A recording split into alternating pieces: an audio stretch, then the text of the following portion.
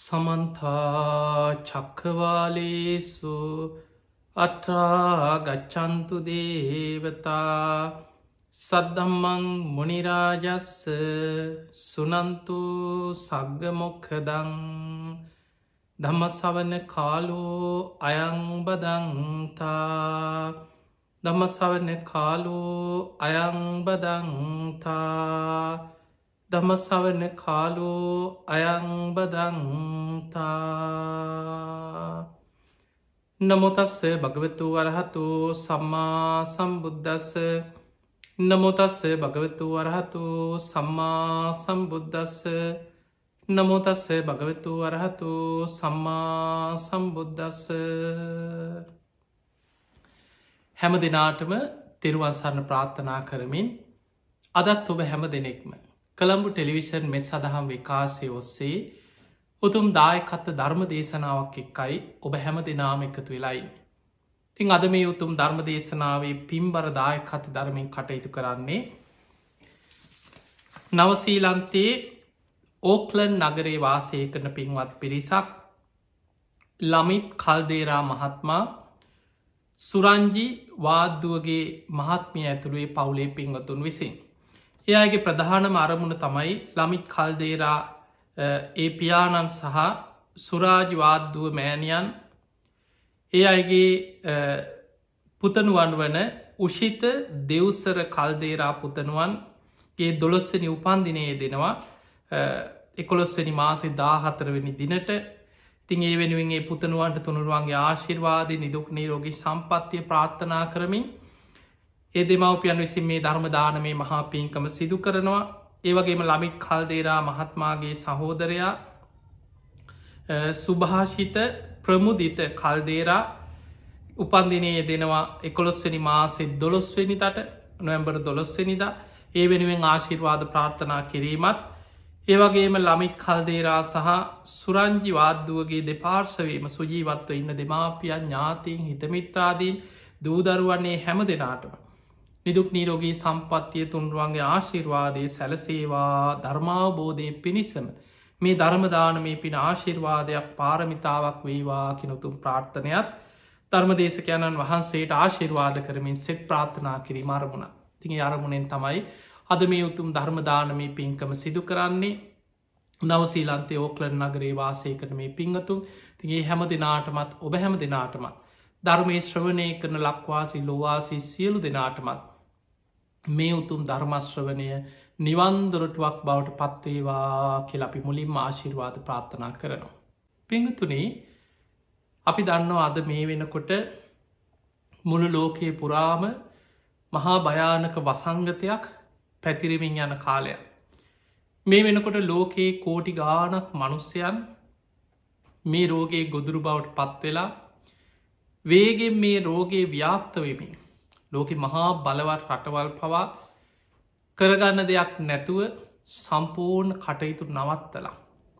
ඒ රටවල් සම්පූර්ණයම ගුවන් ගමන් ගමනාගමන නවත්තල මිනිස්සු ගෙවල්වට වෙලා ඉන්න කියලා ලෝකයේ ප්‍රබල බලවත් රටවල් දෙවනි තුන්වැනි වතාවට පවා මේ වෙනකොට සම්පූර්ණයෙන් වසා දමල තියෙන කාලයක්. ඒ වගේම දවසින් දවස මේ රෝගේ ලෝකෙ ව්‍යාප්ත වෙමින් මේ වෙනකොට ලක්ෂ සංඛ්‍යාත පිරිසක් මිය ගිහිල්ල. හැබැයි තාමත් අපිට බෙහෙතක් අවශ්‍යදයක් පේනතෙක් මානකවත් මෙන්න මේ බේත තමයි හරියනම බෙහෙත කියලා තවමත් කෙනෙකුට හොයාගන්න බැරුව තාමත් පරීක්ෂණ මට්ට මේ පවතින කාලය. තිය නිසා මෙවැනි යුගයක විශේෂෙන් අපිට වෙනදට වඩා මිනිස්සුන්ට මරණ බය දැනෙන අනාගතය ගැන ලොකු අවිනිශ්චිත භාවයක් දැනෙන කාලයක්. තිය නිසා පිංහතුනි කොහොමද අපි ධර්මය තුළින් අපේ ජීවිතය සකස් කරගන්න. මෙවැනි අවස්ථාවක මෙවැනි ව්‍යසනයක කොහොමද අපි ධර්මය තුළින් අපේ ජීවිතය ආරක්ෂා කරගන්න. අප්‍රමාදීව ධර්මයෙන් අපි ආරක්ෂාවක් හදාගන්නේ කොහොමද. අපි මෙන්න මේ කාරණා අද මේ ධර්ම දේශනාව තුළ විස්තර ඇතුව කතා කරන්න බලාපොරොත්තු වෙනවා. මොකද අපි පිරිත ගැන වුණා සමාජි සමහර වෙලාවට කෙනෙක් හිතන්න පුළුවන්නේ අපි බුදුන් අදිනවන අපිට ලෙඩ හැදෙන්නේ. අපි පිරිත් කියනවා අපි පිරිත් පැම්බීල තියෙනවා. වත්තට ගෙදරට පිරිත් පැන් ඉස්සොත් අපිට ලෙඩ එන්නේ. එතකොට මේ වගේ පිරිත ගැනවේවා ධර්මය ගැනවේවා තුනුරුවන් ගැනවේවා එවැනි ධර්මයෙන් එහා ගිය වැරදි දෘෂ්ටි මතවාද දරා ගැනීම තුළ ධර්මය ගැනව සමහරලාට සමාජ හැල්ලුවට පත්වන්න පුළුවන්කම තියෙන. එනිසා පිංහතුනේ සැබෑ ලෙසම ධර්මය කියන්නේ මොකක්ද. මේ ධර්මයෙන් ආරක්ෂාව ආශිර්වාද ලැබෙන්නේ කොයි විදිහටද.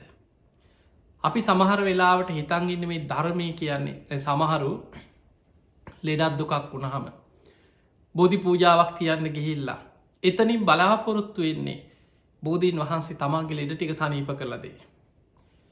එක්ක ගෙදර කරදරයක් වුණාව දැන් බලන්න ඔබ බෝධියක් ළඟ ගිහින් ඔය නිතර බෝධි පූජා තියෙන බෝධීන් වහන්සේ නමක් ළඟ චුට්ටක් නිවිහැනහිල්ලේ ඒ වටේ චුට්ටක් ඇවිදල බලන්න මිනිස්සු කියන දේවල් බෝධි පූජා පොත් තියාගෙන ඔහේ තමන් අර පොත බලාගෙන කවි ටිකක් කියලා බුදුගුණ ටිකක් කියලා ඔවුන්ගේ ප්‍රාර්ථනා දිහා නිකං හිමීට ආගෙනින් එක්කො විභාගයක් පාස් කරලා දෙන්න නඩුවක් දිනවල දෙන්න දුවගේ එක්ක දුවට දරුවෙක් ලබල දෙන්න එක්ක මොකක් හරි විවාහය හොඳ නැත්නං ඒ දෙන්නව අයින් කරලා දෙන්න ඉඩමක් මොකක් හරි නය වෙලා තියෙනවනම් මේ ඉඩ මේ ප්‍රශ්නි විසඳල දෙන්න තමන්ට දියුණුව හදල දෙන්න විභාග පාස් කරගන්න එදකොට සාමාන්‍ය සමාජය තුළ තියෙන මේ මිනිස්සුන්ගේ ඕනෑ පාකම් ප්‍රශ්න ගැටලු කෙලෙස් සහිත දේවල් මේව තමයි බොහෝ පිරිසක් බෝධි පූජාවක් තියලා බෝධීන් වහන්සේකින් ප්‍රාර්ථනා කරන්න.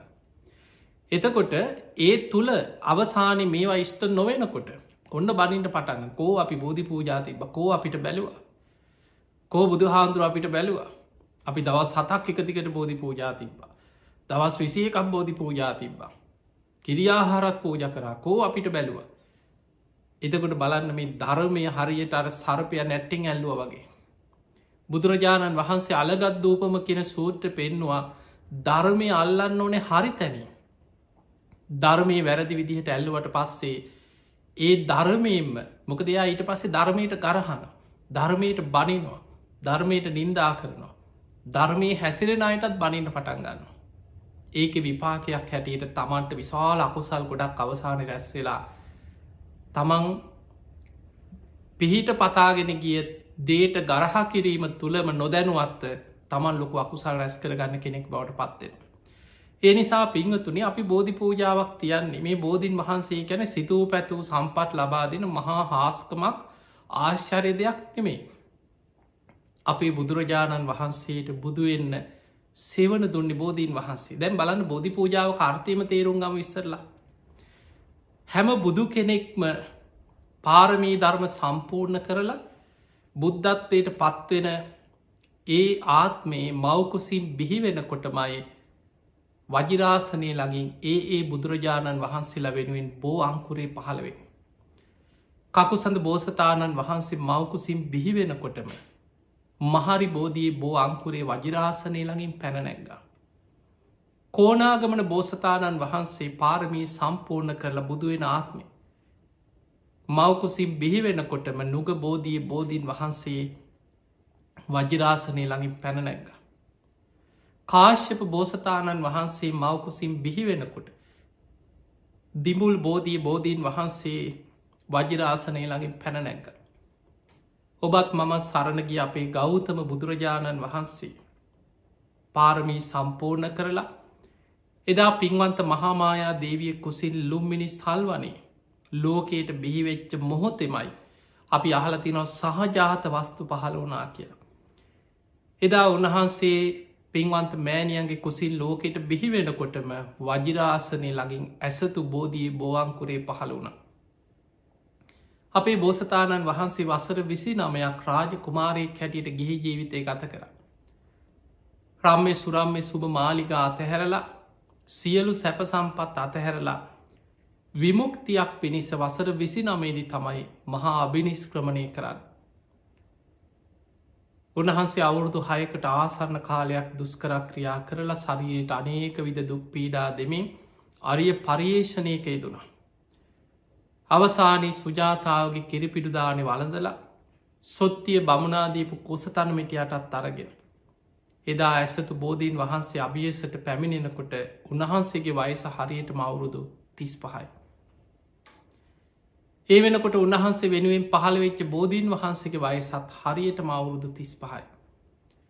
ඒ බෝධි සෙවනේ තමයි නැගෙනහිර දිසාවට මුහුණලා කුසතන මත වැඩ ඉඳලා රාත්‍රී පළවෙනියාමි පුබ්බේ නිවාසානුස්සති ඥානෙ, රාත්‍රී දෙවනියාමි චතුප්පාත ඥානෙ, රාත්‍රී තුන්වෙනියාමි පටිච්ච සමුප්පාදය අනුලෝම ප්‍රතිලෝම වශයෙන් විමසලා අවසන් වෙනවා සමගම හිමිදිරි උදෑසන අරුණෝදයක් සමගම හිත කෙලෙසුන්ගෙන් මිදිලා සම්මා සම්බුද්ධත්වයට පත්වෙන. ඊළඟට අපේ බුදුරජාණන් වහන්සේ බුදු වෙලා සතියක් බෝධි මූලේම විමුක්තිසුව විඳමින් වැඩ සිටිය. ඔන්න බෝධි පූජාවක් තියෙන ඔබ සිහි කළ යුතු කාරණාවය. උන්වහන්සේ බුදු වෙලා මේ බෝධි මූලයේ තමයි දස බිම්බරක් මාර සේනා පරාජය කරේ.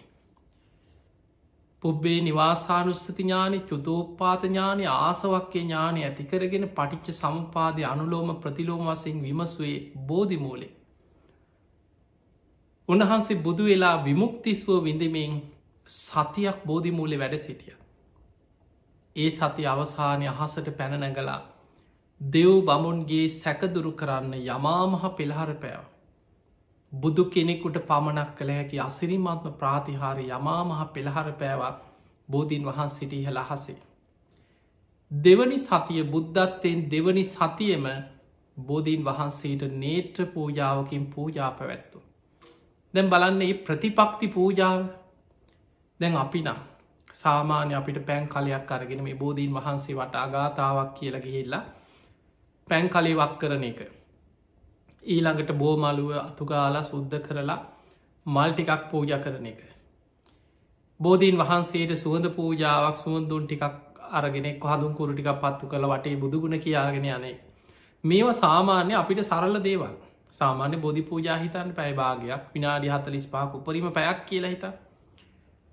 අපේ බුදුරජාණන් වහන්සේ බුදු වෙලා දෙවනි සතියෙම සතියක් එකම ඉරියව්වෙන් බෝධීන් වහන්සේ දෙස බලාගෙන ඇසිපිය නොහෙලා නේත්‍ර පූජාවකින් පූජාවක් පැවැත්තු.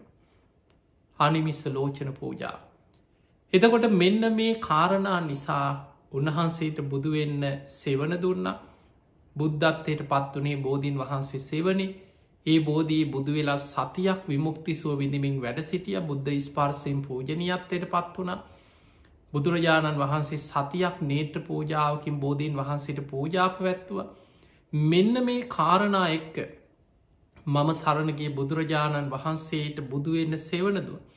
ඒ බෝධීන් වහන්සේට මගේ වන්දනාව පූජා වේවා කියලා අන්න ඒ අරමුණෙන් තමයි බෝධීන් වහන්සේට පූජා පවත්වන්න. ඒ අරන්න බෝධීන් වහන්සේට දරුවෙක් ලබල දෙන්න කියලවත් විභාග පාස් කරල දෙන්න කියලාවත් නඩුවක් දිනවන්න කියලවත් එක්ක ඉඩකඩම් ප්‍රශ්නයක් පවුල් ප්‍රශ්නයක් මේ වගේ දේවල් මිනිස්සුන්ගේ ජීවිතය අසරණකම තමයි මිනිස්සුන්ට ප්‍රශ්නයනවා ගැටලුවෙනවා කරදරෙනවා විපත්වෙනවා ඒ එන කරදර විපත් ඉදිරියේ තමන්ගේ දුක කියාගෙන ගිහිල බෝධීන් වහන්සේ ඉදිරියේ මිනිස්සු ඒදේ කියනවා. හැබැයි සමහර වෙලාවල්වලට මිනිස්සු හරියට බෝධී පූජාතියල බෝධීන් වහන්සේට වන්දනා කරලා පිරික් හැබැයි එතන පළවෙනියට තියෙන්න්න ඕන අවංකත්තේ. කෙනෙක් හරියට පන්සිල් රකිනවන. කෙනෙක් හොඳට ගුණධර්ම පුරනවන. කෙනෙකුට තුනුරුවන් ගැන සද්ධාව තියෙනවන. යානිකන් දවසත් දෙකත් තමන්ගේ බේරුමට කරදරයක් කෙනකොට විතර බෝධීන් වහන්සේ ළඟට ඇවිල්ල පූජාවක් තියලා යන්න නැති නිතර බෝධීන් වහන්සේට පුද පූජා පවත්වන බුදුගුණ සිහි කරන සෑමලුව චෛත්‍යමලය අමදිමින් එවැනි පින්කම් පූජාවල් කරනකොට මතකතියාගන්න බෝධීන් වහන්සේලා අභියස චෛත්‍යරාජාණන් වහන්සේලා අභියස උක්ෂ දේවතාවරු පූජනය ඒ පුුණ්‍ය භූමියවලට වන්දනා කරන දෙවි දේවතාවරු රැස්වෙලා ඉන්න. එදකොට ඒ දෙවියන්ගේ අනුකම්පාව පිහිට ආශිර්වාදය ආරක්ෂාව ලැබෙනවා. අන්න එවැනි දේවල් තුළ නිතර ඇවිල්ල බෝධීන් වහන්සේට පූජා පවත්වන බුදුගුණ කියන දහම්ගුණ කියන ධර්මී හැසිරෙන කෙනාට ඒ දෙවියන්ගේ පිහිට රැකවරන ආශිර්වාදයෙන් ඔහුට සිතක් සාන්තියක් සැලසෙනවා. ඒම අවස්ථා තියෙනවා. හැබැයි අපි බෝධි පූජාවක් තියන්න ඕනෑ සැබෑ ලෙසම බුදුරජාණන් වහන්සේට බුදුවෙන්න සෙවනදුන් ඒ බෝධීන් වහන්සේට කරන පූජාවක් හැටියට මයි. අපේ චේතනාව අරමුණ වෙනස් වුනාට පස්සේ දැම්බලන්න අපි භාවනා කරන්න ඕන මොකටද කියලොබ හිතන්. ඇයි කෙනෙක් භාවනා කරන්න. ධර්මය තුළ බුදුරජාණන් වහන්සේ පෙන්වේ නිවන් අරමුණු කරගෙන. ධර්මාවබෝධය අරමුණු කරගෙන. සසරදුකින් මිදීම අරමුණු කරගෙන. අන්න භාවනාව ඉලක්කේ. හැබැයි කෙනෙක් භාවනා කරන්න හිතනවා මට තව කෙනෙක්ගේ හිත කියවල මේ හොර හොයන්න. යාගේ රහස් හොයාගන්න. අහසිං යන්න පුළුවන් වුණුත් මට මැජික් පෙන්න්න පුළුවන් වුණු ඔය වගේ කොච්චර ඉන්නවද. සමහරයි සමහර දරු නොදන්නකමට අපි ළඟ හාන්දුරනේ මේ භාවනා කරලා මට මෙහෙම පුළුවන් වෙයිද මට මේ වගේ හැකියාවක් කරන්න පුළුවන් වෙයිද. එහෙම ඇවිල් අහන දරුව ඉන්න අපි ළඟට. ඔහුට ධර්මය ඉගෙන ගන්නවත් භාවන කියන්න මොකක්ද ඒ මොකොත්න මේ අවශ්‍ය වෙන්නේ භාවනා කරලා මොනවාහරි විශේෂ දෙයක් තමන්ට ඇති කරගෙන ඒකෙන් අනිත් අය පහත් කරන්න තමන්ට සමාජි කැපිලපෙන්න මටත් මෙහෙම දෙයක් පුළුවන් කියලා සමාජයට පෙන්නන්න ඒ අරමුණුවලින් එෙන ඉන්න නැතුව නෙමේ. ඒ නිසා පිංහතුනි අපි හරියට තේරුම් ගන්නට ඕනෑ පිරිත් කිව්වත් පිරිතේ තියෙන ආශිරවාද මොකක්ද කියලා හරියට තේරුම් ගන්න ඕන. දැන් අපි හිතමු පිරිත මේ පිරිත කියලා කියන්නේ බුදුරජාණන් වහන්සේගේ බුද්ධ දේශනා. පළවෙනිම දේ තමයි පිරිත් පොතේ තියෙන පිරිත් දේශනා දිහා ඔබ හොඳට හොයලා බලන්න. ඒ දේශනාවල පළවෙනිම ඉලක්කේ බුදුරජාණන් වහන්සේගේ 84000ක ධර්මස්කන්ධය ගත්තා. ඒ දේශනාවල මුල්ම ඉලක්කේ තමයි සංසාර දුකින් එතර කිරීම. චතුරාරි සත්‍ය අවබෝධය, නිවන් අවබෝධය. දැන් බුදුහාඳුරන්ගේ ශ්‍රාවක ඇයි අපි තෙරුවන් සරණ යන්නේ? ගිහි ශ්‍රාවකයෙක් ගැන හිතන්න. ඔබ තිසරණ සහිත පන්සිල් සමාදන් වෙනවා. ඕකේ අර්ථය දන්නේ කීයෙන් කී දෙනාද කියලා ඔබම හොයලා බලන්න. අපි නිකන් පුරුද්දට පුංචි කාලේ ඉඳන් කියපු නිසා පන්සිල් ගන්න බුද්ධං සරණං ගච්ඡාමි ධම්මං සරණං ගච්ඡාමි කියලා තෙරුවන් සරණ යනවා. පන්සිල් සමාදන් වෙනවා. හැබැයි බොහෝ දෙනෙක් දන්නේ නැහැ මොනවද අපි මේ සමාදන් වුනේ. මතක තියාගන්න අපි සමාදන් වුනේ සෝතාපට්ටි අංග 4. පළවෙනිම ඉලක්කේ සෝවාන් ඵලයට පත්වීම. අන්න ඒ පළවෙනි ඉලක්කේ මේක අනුපුබ්බ සික්ඛා අනුපුබ්බ කිරියා අනුපුබ්බ ප්‍රතිපදා. පිළිවෙලින් අවබෝධයේ පැත්තට යන ධර්මයක් මේ.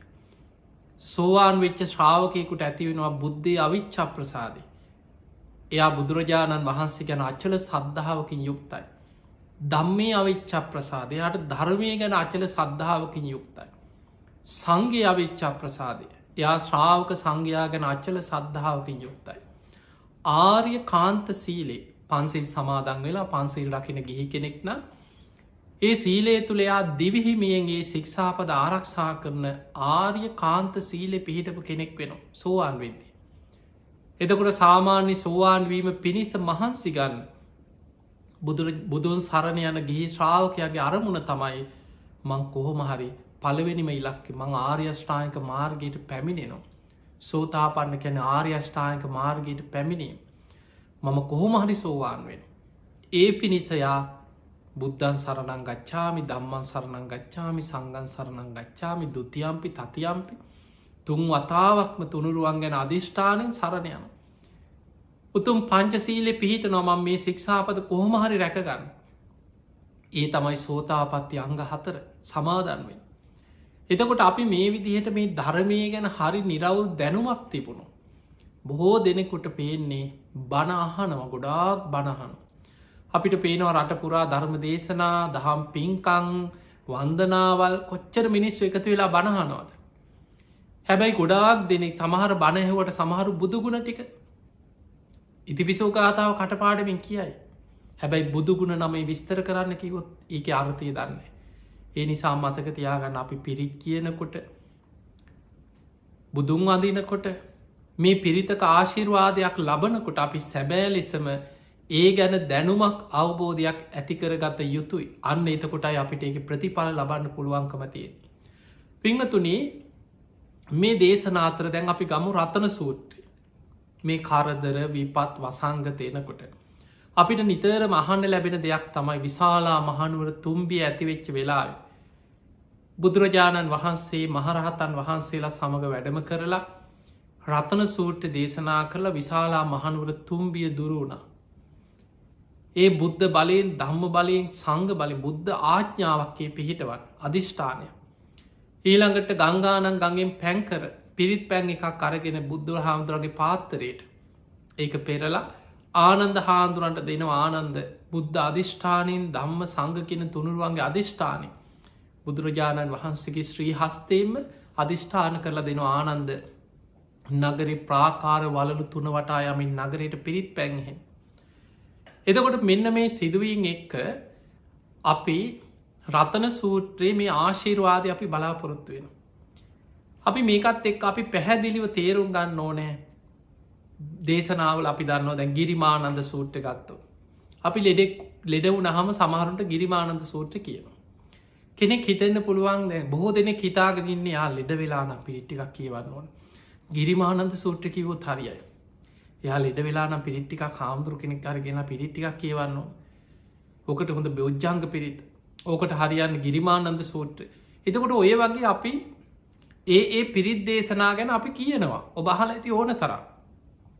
මතක තියාගන්න ගිරිමානන්ද අපි මේ එකින්න එක ඉස්සල පැහැදිලි කරගන්න. ගිරිමානන්ද දේශනාව තියෙන්නේ ගිරිමානන්ද කියන ස්වාමීන් වහන්සේ ලෙඩ වුණා ගිලං වුණා. උන්වහන්සේ හොඳට නිරෝගීව ඉන්න කාලි දස සංඥා පුරුදු කරපු කෙනෙ. උන්වහන්සේ ලෙඩවෙච්ච වෙලාවේ ආනන්ද හාන්දුරු බුදුරජාණන් වහන්සේ ළඟට ඇවිල්ලා කියන ස්වාමීනි භාග්‍යවතුන් වහන්සේ ගිරිමානන්ද භික්ෂුව බොහෝ ගිලන් වෙලා ලෙඩ වෙලා උන්වහන්සේ බොහොම අසාධ්‍යයි.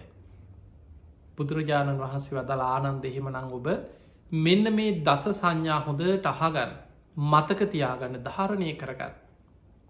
ඔබ ගිරිමානන්ද භික්ෂුව ඉදිරියට ගිහිල්ලා මේ ගැන සිහි කරන්න කියන්න. ආනන්ද හාමුදුරන්ට බුදුරජාණන් වහන්සේ මේ දස සංඥා ගැන කියලදු. ඒ ගිරිමානන්ද හාමුදුරු කාලයක් පුරුදු කරපුදේ.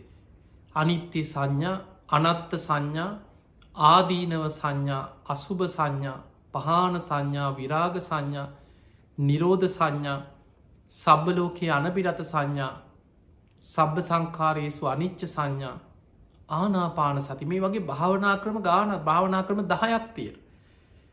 මේ භාවනා 10ම හොඳට විස්තර කරලා මේ භාවනා ක්‍රම 10ම හොඳට විස්තර කරලා තේරුම් ගත්තොත් ඔබට තේරෙනවා මේ තුළ තියෙන්නේ තනිකරම ධර්මාවබෝධය නිවන අරමුණු කරගෙන දේශනා කරපු භාවනා 10ක් තියෙන. අනිත්‍ය සංඥාව මේ පංච උපාදානස්කන්ධය ගැන අනිත්‍ය වශයෙන් භාවනා වඩන හැටි.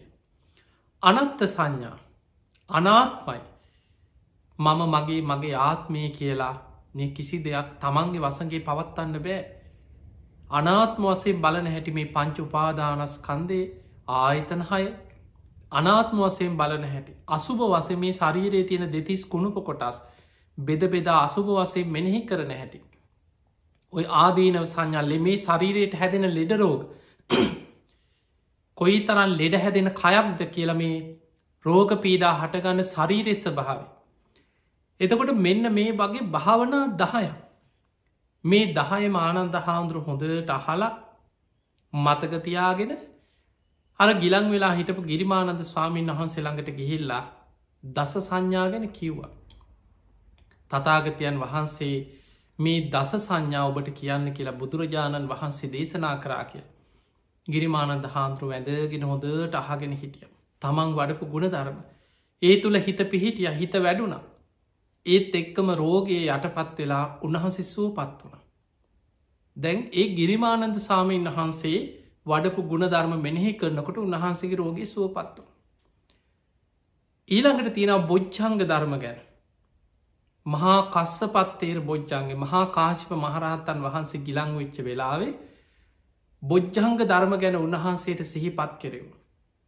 උන්වහන්සේ සුවපත් වුණා එතනද.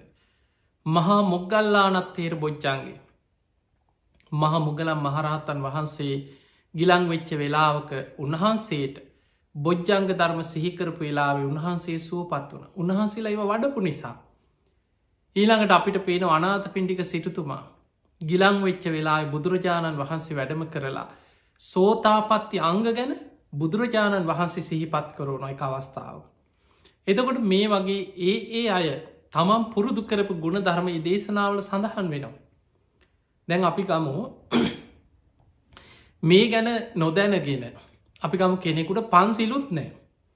පංච දුෂ්චරිතයේ මේ දෙන උදේ ඉදන් ගෙදර බුදු හාදුරන්ට බයිනවා ගමේ පන්සලි හාන්දුරන්ට බයිනවා දවේශයෙන් වෛරයෙන් කේන්තියෙන් දුරාචාරයදිය දීන්න මනුස්සෙක් ලෙඩ වෙනවා. ලෙඩවෙච්ච ගමන් ගෙදරයගෙනවා ගිරිමානන් සූත්‍රකීවන් පිරිට්ටිකක් කියවන්න හාන්තුරු ගෙනල්ලා අනේති ස්වාමීන් වහන්සේලාට ආරාධනා කරහම උන්වහන්සේලා බොහොම මෛත්‍රිය උන්වහන්සේලා කරුණාවෙන් කවුරුටත් හොරෙක් වුණත් මිනිමරුවෙක් වුණත් අපරාධකාරයෙක් වුණත් මොන තරමි මනුස්සෙක් වුණත් ස්වාමීන් වහන්සේලා පාංසකුලට වඩිනවා පිරිත්තට වඩිනවා අනුකම්පාවෙන් උන්වහන්සේලා වැඩම කළ අනුශාසනාවක් කරනවා. දැන් ස්වාමීන් වහන්සේලා වැඩම කළ පිරිත් කියනවා. පිරිත් කියලා ගියාට පස්සේ අප හිත මේ මනුස්සයා සමහරුන්ට පිරිත් කියනකොට අකුසල් කරලා පවකං කරලා සමහට අමනුස්ස බලවේකවලටත් ගොදුරු වෙලා ඒවටම නැඹුරු වෙච්ච අමනුස්්‍යයන්ට ගොදුරු වෙලා පිරිත් කියනකොට ඉන්නත් බැහාන්දුල දකිනකොට හූ කියන ඉන්න. ඒ තරමට මිනිස්සුන්ගේ පිරිහිල සමහරලාවට පිරිත් කියලා ඉවර වෙලා ගෙදර පිරිත් පටියත් දාලා තියෙන. අන්තිමට බයිනකෝ ප්‍රතිඵල අපි පිරිතුත් දාලා තිබ පැයි 24ෙන් පිරිත්දාල හාමුදුරුවජ් ගෙනහල පිරිත් කිව මේ පිරිත් නූලකුත් බැන්ද කෝ ප්‍රතිඵල පිංහතුනී මතක තියාගන්න ඔබ තුළ ධර්මය තමන් තුළ පිහිටන්න නම් අර කලයක් මුණින් හරවලා කලේට වතුරවක් කලා කෝ වතුර කිය ලහනවා වගේ ඔබ තුළ මතක තියාගන්න ධර්මය ඔබට ප්‍රතිඵල ලබා දෙන්නේ ඔබ ප්‍රතිඵල ලබන්න සුදුසු මට්ටමේ ගුණධර්ම ඇතු වාසයකරු. ප්‍රධානමදේ ඔබ සිල්වත්වෙන්. පංච සීලේවත් ඔබ ආරක්ෂා කරන්න පුරුදුවෙන්. ඔබ කොච්චර පිරිත් පටි දාලා තිබුණත් පිරිත් පැන් ඉහහා හිටියත්. පිරිත් කලවලින් නනා හිටියත්. ඔබ තුළ පන්සිල්වත් සමාදන් හරියට පංච සීලේවා රැකගන්න බැයින. පිරිතට බැල්ල වැඩක් නෑ ප්‍රතිඵල නැත්තේ ඒ ධර්මය ඔබට පිහිටන්න තරම් ඔබ තුළ ගුණයක් නැති නිසා. අන්නේ නිසා ගෙවල් වල දැන්වත් දැන් අපිට කරදර බාධා විපත් එනකොට දැන් මනුස්සයකුට කෙනෙකුට සමහරලාවට නිකං ධර්මය කියති තේරෙන් නැති කෙනාට කරදර විපත් එනකොට බයට හරි තේරෙනවා. දැන් අපි දන්න සමහරු තරුණ කාලේ ඔහේ ධර්මයට බයිනවා පන්සලට බයිනවා හාන්දුරන්ට බයිනොව මොන බණද කියලාහනවා. හැබැයි ලෙඩ වෙලා වයසට යනකොට සමහරු වයසට යනකොට තරුණ කාලි මැදි වයසේ ඔහේ කේලංකිය කිය අකුසල් කර පවකං කර පංච දුෂ්චරිතය මේ දීන්න ඉන්න බොහෝ දෙනේ.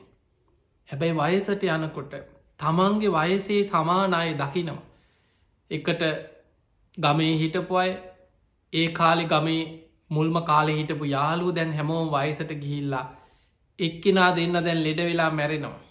ආරංචි වෙනවා අන්න අසවලා මැරිලා සිරිපාලක් නැති වෙලා අන්න සුමන දාසක් නැති වෙලා අන්න අසවලත් මැරිලා තමන්ගේ වයසේ අය මැරෙනකොට පෙට්ටිවලින් උත්සගෙන සොහනට ගෙනියනවා දකිනකොට හිතට බයක් ඇතියෙනවා ඊළඟට කාටද දැන් ඊළඟට මටද දන්නේ මමට ලෙඩින් ඉන්නේ අරයත් නැති වුණා මෙයත් නැති වුණ අන්න එතකොට සමහරුන්ට පන්සල මතක්කෙන අමාරුවෙන් හැරමිටි ගහගෙන හරි ඊට පස්සේ සිල්රෙද් දක් ඇනගෙන පන්සලටය.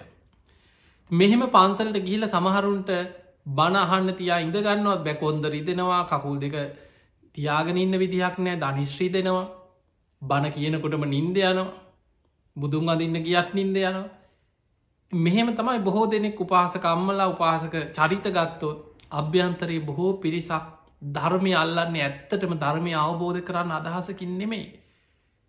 අඩුම ගානේ දැන් හරි දැන් අපිට පේනවා මේ ලෝකයේ පුරා මොන තරම් සමහරු හිතාගෙන හිටිය විද්‍යාව තමයි ලෝකෙ දියුණුමද කරන්න බැරි දෙයක් නෑ ඕන දෙයක් කරන්න පුළුවන් ග්‍රහලෝකවල පදිංචි කරන්න උත්සාහ කරපු අයට අද තමන්ගේ ගෙයින් එලියට බැහැගන්න බැරුව මනුස්සෙක් එක ගිහිලා කතා කරන්න බැරුව කටවලුත් වහගෙන දොරෝලුත් අහගෙන රටවලුත් වහලා ගෙවල්වලට වෙලා හැංගිලා ඉන්න මට්ටමට අද පත් වෙලා තිය.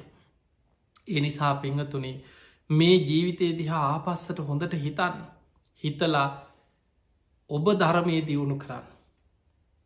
ඔබ ධර්මය දියුණු කරොත් ඔබ තුළ ධර්මය පිහිටන්න පටන්ගන්න. බුදුරජාණන් වහන්සේගේ ධර්මය හරියට තේරුම් ගන්න. බුදු හාන්දුරක අවස්ථාවක පෙන්න්නනවා මෙන්න මේ උපමාදක හොඳට හිතන්නක එදකොට ඔබට තේරුම් ගන්න පුළුවන්. බුදුරජාණන් වහන්සේ වදාලා සංගාටි කන්න කියලා සූට දේශනාවක පෙන්නවා. එත එක අර්ථය තමයි සිවුරු කොනේ එල්ලි යාම සංගාටි කන්න කිය. බුදුරජාණන් වහන්සේ වදාලා මහනෙනි භික්ෂුවක් ඉන්නවා. මම විදිහටම සිවුරු පොරවන්න පුරුදුවෙන් ඔන්න බුදුහාන්දුරුව විදිහටම සිවුර පොරවන්න පුරුදුවෙන්. බුදුරජාණන් වහන්සේ සිරිපා තබමින් වඩිනකොට.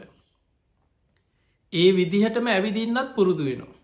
බුදුහාදුරුව සිරිපතුල් තියෙන හැටි උන්වහන්සේ වඩින ආකාරය බලාගෙන පුරුදුවෙන්. බුදුහාන්දුරුව විදිහට සිවුර පොරෝගෙන බුදුරජාණන් වහන්සේ සිරිපතුල් තියෙන විදිහ බලාගෙන බුදුහාන්දුරන්ගේ සිවුරෙ කොනක එල්ලිලා පැත්තකින් සිවුරෙත් අයිනකින් අල්ලගෙන ඇගේ ගෑවි නොගෑවි බුදුහාන්දුරුව සමගින්ම ළඟින්ම එනවා.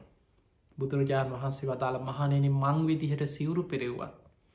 තතාගතයන් වහන්සේ ඇගේ ගෑවි නොගෑවි ළඟින්ම ආවත් බුදුහාන්දුරුව සිරිපතුල් තියෙන විදිහ බලාගෙන අඩිය තියතියා පස්සෙම් ආවත් එයාගේ හිතේ ධර්මය නැත්නම්.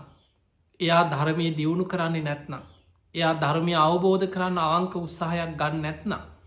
එයා බුදු හාමුදුරන්ට වඩා ගොඩාක් දුරින් ඉන්න කෙනෙ. එයාට බුදුන් දකින්න බෑකිව. ඒනම් අපිට පේනවා අපි බොරුවට උපාසක චරිත රඟපෑවා කියලා. පැවිද්ද වනත් එහෙමයි සිවුරු පොරෝගත්ත කියලා. භික්‍ෂු චරිත රඟපෑවට මේ ධර්මය ප්‍රතිඵල ගන්න බෑ. ගියන්ටත් එකයි පැවිද්දන්ටත අපි කාටත් එකයි. අවංකව ධර්මය දියුණු කරනවන. ධර්මාවබෝධයට අවශ්‍ය ගුණ ධර්ම අපි තුළ වඩනවන අන්න ධර්මී ප්‍රතිඵල ලැබෙනවා. ඊළඟට බුදුරජාණන් වහන්සේ වදාලා මහනෙන යමෙක් ඉන්නවා යොදුම් ගානක් ඇත. එයා බුදු හාන්දුරුව දැකලත් නෑ. හැබැයි බුද්ධ දේශනාව අහලා එයා කල්පනා කරනවා මං කොහොමහරි අප්‍රමාදීව සිල් රකිනවා. මං සද්ධාව දියුණු කරනවා. මං අකුසල්වලින් වලකිනවා පුංචි වරදේ පවා බිය දකිනවා. සබ්බ පාපස්සා කරන සියලු පාපි අකුසල්වලින් වලකිනවා. කුසලස් උප සම්පදා පුළුවන් තරම් පින් කරනවා කුසල් වඩනවා ධර්මය දියුණු කරන්න උත්සාහයක් ගන්න. සචිත්ත පරියෝදපන තමන්ගේ හිතේ හටගන්න රාග දේශ මෝහ ඉරිසියා මාන්න කුහකකම් මේ අකුසල්වල ආදීනව මෙනෙහි කර කර ඒවා හිතෙන් ප්‍රහාණය කරගන්න මහන්සි ගන්න. බුදුරජාණන් වහන්සේ වදලයා යොදුම් ගානක් ඈත හිටියත් මගේ ළඟින්ම ඉන්න කෙනෙ. එයා බුදුන් දකින කෙනෙ. එයා ඇස් දෙකෙන් නොදැක්කට ධර්මයෙන් බුදුන් දකින කෙනෙ. ඔන්න බලන්න බුදුරජාණන් වහන්සේ පැහැදිලියෝ බුදුන් දකින හැටි පෙන්නල දීපු ආකාරය. ඒ නිසා අපි ගෙදර කොයි තරන් පැයි 24ම පිරිත් පටිදාගෙන ගෙදර පටිය දාලා තිබුණා. සමහරලාවට පිරිත් කියනවා පිරිත් පැන් එහිනවා පිරිත් නූල් එල්ලගෙන පිරිත් නූල් බැඳගෙන හැබැයි පංචසීලෙවත් පිහිටල නැත්නම්. කෝ පිරිත ප්‍රතිඵල කියලා අහල වැඩක් නෑ. ඒ නිසා මතක තියාගන්න ඔබ තුළ ධර්මය ජීවිතයට එකතු කරගන්න. අන්න එතකොටයි ප්‍රතිඵල ලබන්න පුළුවන්. ඊළඟට බුදු හාන්දුරු දේශනා කරනා වක්කලි හාන්දුරට. වක්කලී කියන භික්‍ෂුව බුදු හාන්දුරන්ගේ රූපයට ආසාාවෙන් ඒ රූපයට උන්වහන්සේගේ දෙතිස් මහා පුරුෂ ලක්ෂණ තියෙන බුදුරුව දහම් දෙසනකොට සතර දළදාගින් සුදු බුදු රැස්සහි දෙනවා. ඒ බුදුහාන්දුරන්ගේ අෂ්ටංග සමන්නාගත බ්‍රහ්මස්වරේ මෙන්න මේවට තමයි පැවිදි වෙලා වැඩිපුර ඇලුම් කරේ බුදුහාන්දුරුව කියන ධර්මය අවබෝධ කරන්න නෙමේ. බුදුහාන්දුරන්ගේ රූපෙ දිහා බලාගෙන කටහඬහන්න උන්වහන්සේ බණ කියන විලාසි බලාගෙන අනේ පුදුම කෙනෙක් කියලා බුදු හාන්දුරු දිහාම බලාගෙනන්න. ඔහොම හිටපු වක්කලි හාන්දුරු ලෙඩ වුණ. බුදුරජාණන් වහන්සේ ගිලං වෙච්ච වක්කලි හාන්දුර ළඟට ඇවිලකින වක්කලි හාදුරන් ඇහ වක්කලි දැන් ඔබ ලෙඩ වෙලා ගිලං වෙලා ඔබේ අසනීපෙ කොහොමද කෙලැහවා ඉස්සලා ලෙඩේ ගැන ඇහුව. ඉතින් කියනො ස්වාමීනි මගේ රෝගයෙන් එන්න වැඩිවීමක් මිසක් අඩුවීමක් නන්නේ. එන්න වේදනාව වැඩි වෙනවා. ඊට පස්සේ බුදු හාදුරහන වක්කලේ කායික රෝගයට අමතරව. ඔබේ හිතේ දුකක් පීඩාවක් තියෙනවද. අනේ හෙමයි ස්වාමීනි කියෝ. වෙන දමම් බුදු හාමුදුරන්ග දකින්න දවසට වතාවක් දෙවතාවක් එනවා. මට දැම් බොහෝ කාලෙකින් බුදුහාන්දුරුව දකින්න බැරි වුණා මේ ලෙඩ වෙලා එක තැන් වුණාට පස්සේ. මං ගොඩාක් හිතේ දුකෙන් ඉන්නේ. අන්න එතනති බුදුරජාණන් වහන්සේ වදාලා කින්තේ වක්කල ඉමිනා පූති කායන දිට්ටේන. වක්කලි ඔබ මේ කුණු ශරීරයක් දිහා බලාගෙන ඉඳල ඇස් දෙකෙන් ඔබට මාව දකින්න බෑ කියෝ. දෙතිස් මහා පුරුෂ ලක්ෂණ තියෙන බුදුරජාණන් වහන්සේගේ බුදුරුව ගැන බුද්ධ කාය ගැන උන්වහන්සේ වක්කලි හාන්දුරන්ට දේශනා කරන වක්කලින් මේ දෙතිස් මහා පුරුෂ ලක්ෂණ තිබුණත් මේ කුණු ශරීරයක් ලෙඩවෙන වයසට යන ජරාවට පත්වෙන කයක් මේ තියෙන්.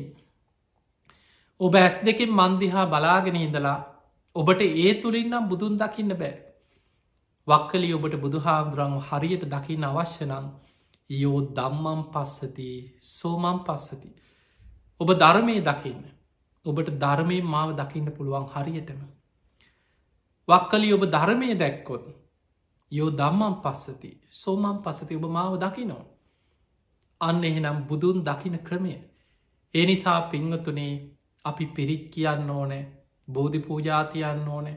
අපි මේ හැම දෙයක්ම කරන්න ඕනෑ අපි උතුම් සීලේක පිහිටලක් ගුණේක පිහිටල. ධර්මය අපි තුළ ඇති කරගෙන පිහිටවාගෙන අපි ධර්මය ආරක්ෂාව ආශිර්වාද ලබන්න උත්සාහ කරන්න. ඒ නිසා අපි දැක්ක මේ වසංගතයනකොට. මුල්ම කාලෙ ඔබ හිතන්න මීට මාස ගානකට පෙර. මේ රෝගේ වැඩිපුරම අනෙක් රටවල්ලොල චීනය වගේ රටවල්ලින් ආරම්භ වුණ අපි කවුරුත් දන්න. එතකොට ඒ ප්‍රදේශවල තියෙන කාලෙ තමයි අපේ රටේ පළවෙනි රෝගයා දෙන්න වාර්තා වෙනකොට මිනිස්සු හොඳටම බය වෙලා. පෙරුම් කායම් බැඳගෙන සමහරුය බොන්න ගත්තා. නිතර කොත්ත මල්ලි බොන්න ඖෂධීය පානේවල් නොයෙක් දේවල් පටන් ගත්තා. ඒ දවස්වල ඔබට මතක ඇති මුල් කාලෙ කොච්චර රතන සූට්‍ර කිවද. හැම පන්සලකම පිරිත් කියනවා. ගෙවල්වල මිනිස්සු පිරිත් කිව්වා. හැබැයි ටික කාලයක් යනකොට එක ටික කාලයයි. එක එහෙමම ඉවර වුණ. ඊට පස්සේ ගානක්කත් නෑ මේ රෝගි ලෝකෙ පුරා ව්‍යාප්ත වේගෙන යනකොට ගානක්කත් නෑ හිතුව නෑ අපිට නෑ අන්න අර රට මෙහෙමයි ඒ රට මෙහෙමයි අපිට නෑ කියක හිටිය. දැන් රෝග ආයමත් ලංකාපුරා ව්‍යාප්ත වේගෙන යනවා. මේ තුළ දැන් අර පරණයව මතකක් නෑ. දැන් අපි දැක්ක පවුගේ කාලි මොනවුනත් පිංහතුනේ කවුරු ඒවා කවුරු කරත් පිරිත් කියනකොට පිරිත් පැන්ටිකක් එහිනකොට මේවට ගරහන බනින එක දේශපාලන කෝනවලින් වෙන්න පුළුවන්. මේවත් එක්ක බොහෝ වෙලාවට මිනිස්සු කොච්චර පව් කරගන්න අකුසල් කරගන්න පිරිසා අපිට සමාජය තුළ දකින්න ලැබෙන. තිය නිසා පිංහතුනේ හිතට එකඟව අවංකව ඔබ ගුණධර්ම තුළ පිහිටලා ඔබේ ආරක්ෂාව ධර්මයනුත් ආරක්ෂාව හදාගන්න ගම රෝගයකදි මතකතියාගන්න. ඒ රෝගයෙන් වලකින්න නං කළ යුතු වෛද්‍යවරුන්ගේ උපදෙස් ඒ ආරක්ෂණ ක්‍රමතියෙන්. බුදුරජාණන් වහන්සගේ ධර්මී පැහැදිලිව බුදුහාන්දුරුව පෙනම් මගහැරීමෙන් ප්‍රහාණය කළ යුතු ආශ්‍රව කියලා සබ්භාසව සූත්‍රයේ මේ කෙලෙස් ප්‍රහාණය කරන්න නම් ආශ්‍රව ප්‍රහාණය කරන කෙනා සමහර අවස්ථා තියෙනවා ඒවා මග හැරල යන්නවා. තැන්ගොන්න බුදුහාන්දුරුව පෙන්න්නනවා තනි අලිය ඉන්න පාරක් තියෙන. මේ අලිය ඉන්න තනි පාරේ. කෙනෙක් කියන ඔය පාරි අලිය ඉන්නවා යන්න එපා. එයා කියනොන්නෑ මම පිරිත් කියාගෙන යන්නේ. මං රතන සූත්‍ර කියාගෙන යන මට ගහ අලියෙක් නෑ කියල යනවා. දැන් අලිය ගැහුවොත් කවුද වැරදි රතන සූට්‍රද වැරදි. බුදුහාන්දුරුද වැරදි. ඒවා මගහැරීමෙන් ප්‍රහාණය කළ යුතු ආශ්‍රම.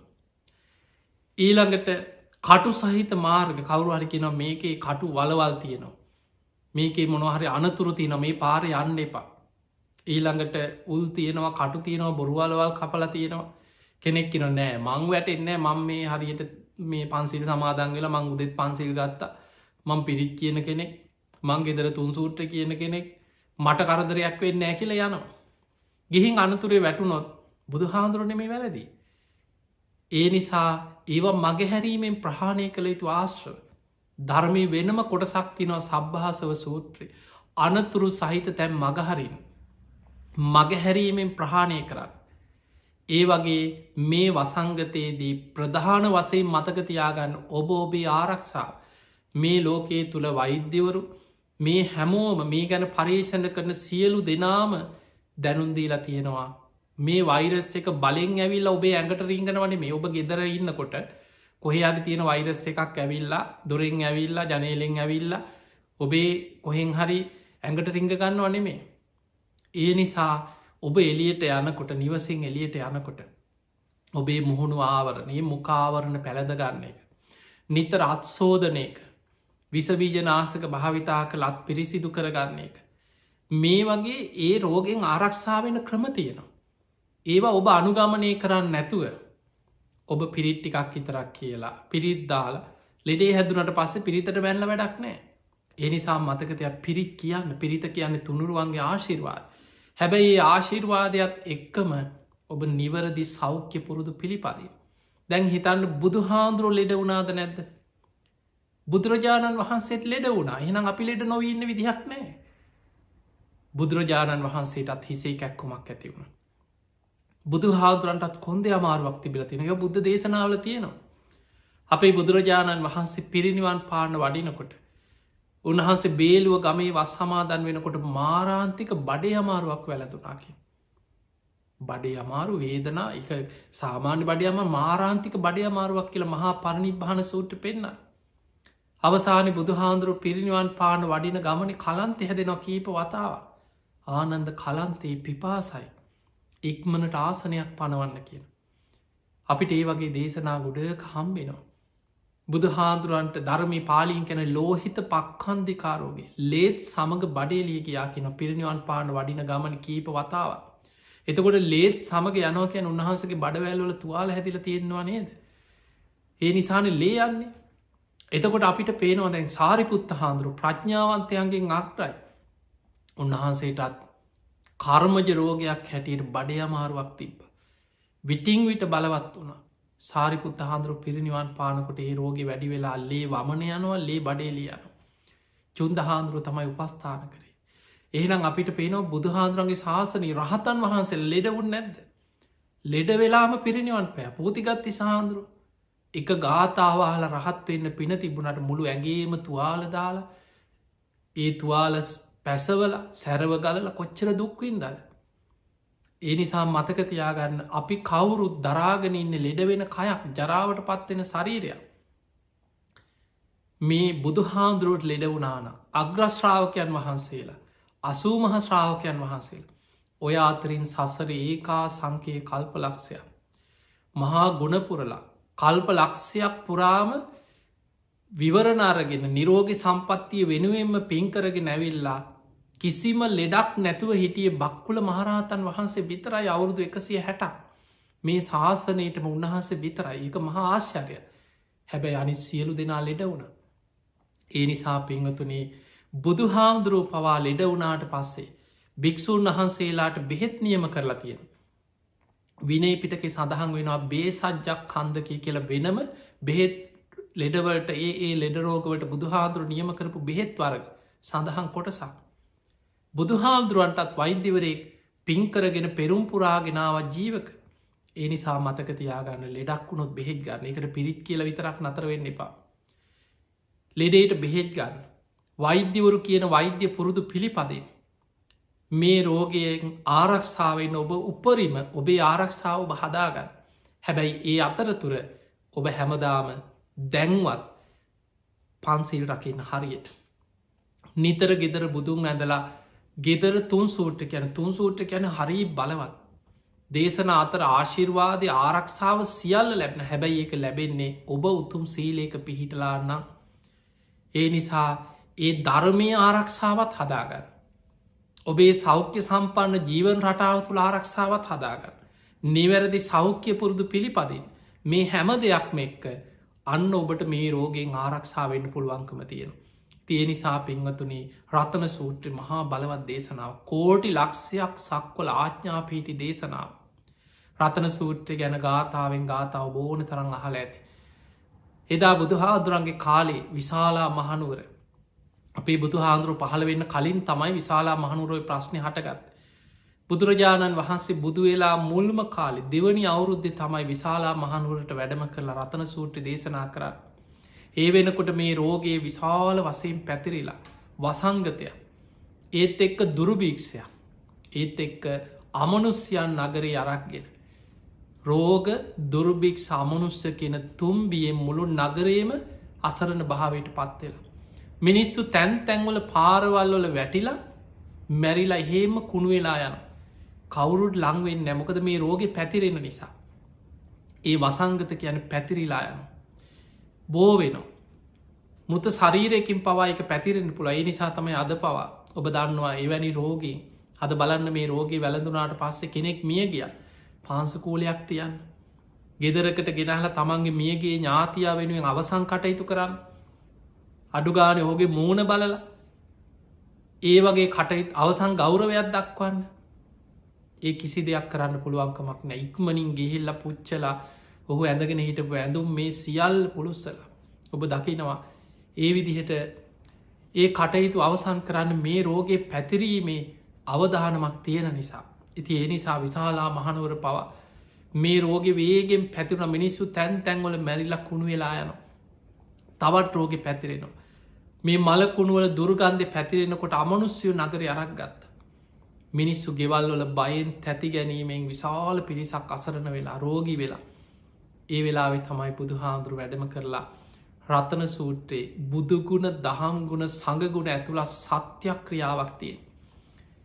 ඒ බුදුගුණ සත්‍යක්‍රියාව දහම්ගුණ සත්‍යක්‍රියාව සඟගුණ සත්‍යක්‍රියා බලයෙන් පිරිත් පැන් එකක් ගංගානංගගෙන් පැන් එකක් අරගෙන පෙරලා බුදු හාදුරන්ගේ පාත්‍රයට අධිෂ්ඨාන කරලා ආනන්ද හාදුරන්ට තුන ආනන්ද නගරයට පිරිත් පැන්හෙන්. ඒ පිරිත් පැන් ඉහිනකොට නගර හිටපු අමනුස්්‍යයන් සීසීකට දුවන්න ගත්ත කිය. එතකොට අපිට නොපෙනෙන පැත්තක්කේ. අමනුස්්‍යය දුවප එකක් හරි අමනුස්්‍යයෝ මිනිස්සු අතහැල්ලා ගියා කියලා හරි පිරිත් පැන් හින්නකොට ඒක මිනිසුන්ට පේන්නේ. හැබැයි බුදු හාන්දුරුව දකිනවා. බුදු හාන්දුරුවන් සංඝයා පිරිවරාගෙන නගරයට වැඩම කරලා සිරිපතුල තියෙනකොට බුද්ධ අධිෂ්ඨානයෙන් නියගේ දුරුවෙලා එකිනෙකට වෙනස් වැසි 7ක් ඇදහැලුනා කියලා දේශනාව අටුවාව තියෙනවා. මල් වැස්සක් පොද වැස්සක් පිටිවැස්සක් මේ විදියට මහා වැසි ඇදහැලිලා නගර පිරිසිදු භාවයට පත් වුණ. පවිත්‍රත්වයට පත් වුණ. මේ පිරිතේ ධර්මය මහා ආශිර්වාදයක් තියෙන හැබැයි ඒක ලබන්න නම් ඔබත් ඒ ධර්මය තුළ පිහිට දැම් බලන්න අපි අපේ රටේ දළදා මාලිගාවේ පෙරහැරට පෙර දළදා වහන්සේ වඩම්මනකොට මහා වැසි වැදහැලිල නගර පිරිසිදිනවා. ඒ අදටත් අපි දකින ආශ්චර්ය. ඒවගේ අපේ රටේ පව අතීතයේ නියග දුර්භික්ෂ ඇතිවෙච්ච වෙලාවල් රජවර උතුම් සීලේක පිහිටලා ගුණධර්මෝල පිහිටල සත්‍යයක් ක්‍රියා කර. ඒ වගේ අපිට පේන වරුවන් වැලි මහා සෑයි සත්‍යයක් ක්‍රියා කළ තින අතීත රජවරු රටේ නියග දුර්භික්ෂ ඇතිවෙච්ච වෙලාවල්වල. ඒ නිසා විපත් පීඩා කරදර ලෝකෙ කවදත් එන්න පුළුව. ඒ කරදර විපත් එනකොට ඒවැන් ආරක්ෂාවෙන්න නම් ඔබ ඒ කටයුතු ගුණ ධර්මවල පිහිටල ධර්මය පිහිටලා පිරිතේ ආශිර්වාදය ලබාගන්නවා වගේ මේ සෞඛ්‍ය පුරුදු ඒ සියල්ල පිළිපදේ. ඉතින් බුදුහාන්දුරුව එදා විශාලා මහනුවර නගරයට වැඩම කරලා. ඒ රතන සූට දේශනාව දේශනා කරද්දි කෝටි ලක්ෂයක් සක්වල දෙව් බමුන් අහසි පිරිලා ඉතිරිලා ඒ බුද්ධ ආඥාව ධර්මය ආඥාව සංඝ ආඥාව පිළිගත්ත කිය. රතන සූට්‍රයේ පළවෙනි දෙවනි ගාථා දෙකෙන් තියෙන්නේ දෙවියන්ට ආරාධනා කරලා. බුදුහාන්දුරුව දෙවියන්ගෙන් ඉල්ලීමක් කරනවා. මේ මනුස්ස වර්ගයා ගැන මෛත්‍රී සිත ඇති කරගන්න. මෙත්තං කරෝත මානුසියා පජාය. දිවාච රත්තෝච හරන්තියේ බලින් තස්මාහිනේ රක්ක තප්පමත්තා. මේ මිනිස්සුන්ග දවල් රෑ දෙකේම මේ මනුස්්‍යයන් ගැන මෛත්‍රයේ සිත ඇතිකරගෙන මේ නගරවාසී මේ මනුස්්‍යයන් ආරක්ෂා කරන්න කියලා දෙවියන්ගේ ආශිර්වාදය ආරක්ෂාව මේ නගරවාසීන්ටත් ලබා දෙන්න කියලා බුදු හාමුදුරුව රතන සූට දේශනා කරන්න. ඒ දේශනාවේ හැම ගාථාවක මෙතනින් පස්සෙ තියෙන බුදුගුණ දහම්ගුණ සඟගුණ ඇතුළ සත්‍යක්‍රියා. තිය නිසා පිංහතුනී භාවනාවක් හැටියට ගත්තා. බුද්ධානුස්සතිය දම්මානුස්සතිය සංගානුස්සතිය මේ කියන අනුස්සති භාවනා වඩන්න පුළුවන් මෙන්න මේ ගාථාවේ තියෙන අර්ථය තේරුම් ගැනීම තුළ. ඒ වගේම ආශිර්වාදයක් හැටියට විශාල ආශිර්වාදයක් රැකවරණය. තිය නිසා මේ වසංගතය පැතිරීගෙන යන කාලේ අපි දන්න අපේ රටේ මේ වෙනකොට නොයෙක් ප්‍රදේශවලින් අපිට හිතාගන්න බැරි විදිහට මේ වසංගතය ව්‍යාප්ත වේගෙන යනවා. නමුත් රටක් වසයෙන් ගත්ත මේක වහල තිබ දැම් බොහෝ දෙනෙක් මේක වහන්න ඒ තුළ කොච්චරනං පිරිසක් පීඩාවට පත් මිනිස්සු ගෙවල් වහගෙන හිටිය කියලා කවුරුත් මිනිස්සු කැමති ගෙදරටලා ඉන්න කවුරු අඩිගෙනල්ලා එහෙම සල්ලි දීලා කන්න දෙන්න එහෙම පුළුවන්කමක්නෑ කොච්චර මිනිස්සු පීඩාවට පත්වෙනවා. යමක්කමක් තියෙන යම් හැකියාවක් තියෙන පිරිසක් විතරක් කාල බීලා ජීවත්වේ. ඒ අතර අහිංසක මිනිස්සු ලක්ෂ ගානක් මිනිස්සු කන්නවත් නැතු. මේ ප්‍රශ්න එනකොට මිනිස්සුන්ට ආර්ථික ප්‍රශ්න එනකොට සෞඛ්‍ය පුරුදු අමතකවෙන. දැන් ඔබ හිතන්න දරුවන්ට කන්න නැතුව ගෙදර අඩනකොට ළමයින්ට කන්න දෙයක් නැත්නම් ගෙවල්වල මිනිස්සු දුක්විදිනකොට වේල් දෙක තුනක් කන්න නැතුව ළමයි අඩනකොට ලෙඩේ හැදුනත් කමක් නෑ කියලා අම්මලා කොහෙන් හරි එලියට ගිහිල්ලා කොහෙන් හරි කඩේකට හරි ගිහිල්ලා කඩේ පිළිකන්නෙන් හරි ගිහිල්ලා කොහෙන් හරි කෑමටිකක් හොයාගන්න එලියට යනවා කොච්චර යන්න එපා කිව්වත්. ඒ නිසා මතක තියාගන්න මෙතනදී අපි හැමෝම අපිට පේනවා ලෝකෙ දියුණුම රටවල් පවා මුලදි වහල උත්සාහ කර අඩුගානේ බැරිම තැන ඒ රටවල් විවෘත්ත කරා. තමන්ගේ ආරක්ෂාව හදාගෙන ඒ මුකාවරණ පැළඳගෙන නිතර අත්සෝදන්න පිරිසිදුවෙන් ආරක්ෂාවෙන් රෝගෙන් ආරක්ෂාව වෙන ගම ඔබ ඉදිනිදා කටයුතු කරගන්න කෙලෙතින් ඒ නිසා අපිට අනාගති අපි දන්නේ නෑ මොන වගේ විපත් තව එන්න මේ වසංගතය විතරක් නෙමේ භූමි කම්පායනවා. නායාම් වෙනවා විශාල ජල ගැලීම් වෙනවා මුහුදුගොඩ ගැලීගෙන මේක තමයි ලෝකෙ ස්වභාවය. ලෝකෙම තියෙන්නේ දුකක් මත විපත් ගොඩක් මත අප්‍රමාදීවෙන්. ඒ නිසා අප්‍රමාදීව ගුණධර්ම පුරන් අන්නේ නිසයි බුදුරු පහළ වෙලා අපිට පෙනල දෙන්නේ මේ භයානක සංසාරය මිදන්න මහන්සි ගන්න මේක දුකක් කියලා. බුදුරජාණන් වහන්සේ පෙන්නපු පළවෙනිම දේ තමයි දුක්කාරය සත මේ ආරය සත්‍යයක් ඉපදීමම දුකක්. ඉපදිච්ච නිසානේද මේ සියලු දුක්ග හැටවලට මේ මිනිස්සු විඳන්නේ. ලෙඩවීම දුකක් වයසට යාම දුකක් සෝක පරිදේව දුක්ක දෝමනස් උපායාස ප්‍රියයන්ගෙන් වෙන්වීම අප්‍රියන් සමඟ එකතුවීම කැමතිදේ නොලැබීම මරණය ඕනමේද දැම්මේ අපි අත්දකින්නේ.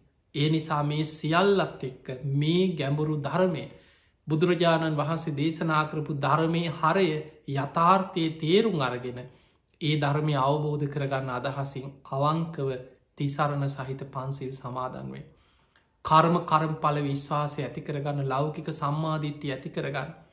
අන්න එතකොටයි ඔබට ධර්මය පිහිට ආශිර්වාද ලැබෙන්. ඔබ පිරිත් කියන්නංවාරේ පිරිත් කියලා.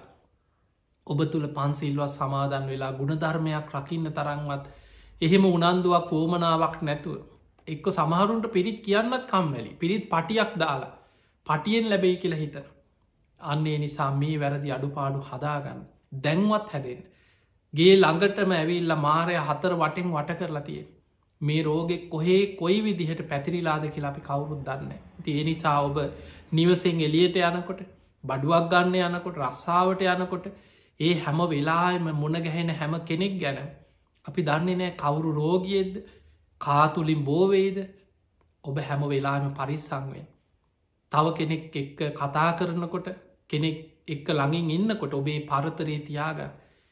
ඒ වගේම එලියට ගියත් හැම වෙලාම ආපු ගමන් ගෙදරත් හෝදලා හොඳට පිරිසිදුවෙන් ඒ මුකාවරණ ඒවා පිළිපදේ ආරක්ෂාවෙන් ඒ ආරක්ෂාවත් එක්ක ධර්මී ආරක්ෂාවත් ඔබේ ජීවිතයට ඇති කරගන්න ති ඔබ හැම දෙනාටම මේ ලැබිච්ච මනුස්ස ජීවිතය අවසන් වෙන්න පෙර සද්ධාදී ගුණ ධර්ම දියුණු කරගෙන උතුම් වූ ධර්මයම අවබෝධ කරගන්නම වාසනාව ලැබේවා ලැබේවා ලැබේවා කියලපි ඔබට ආශිර්වාද කරනවා.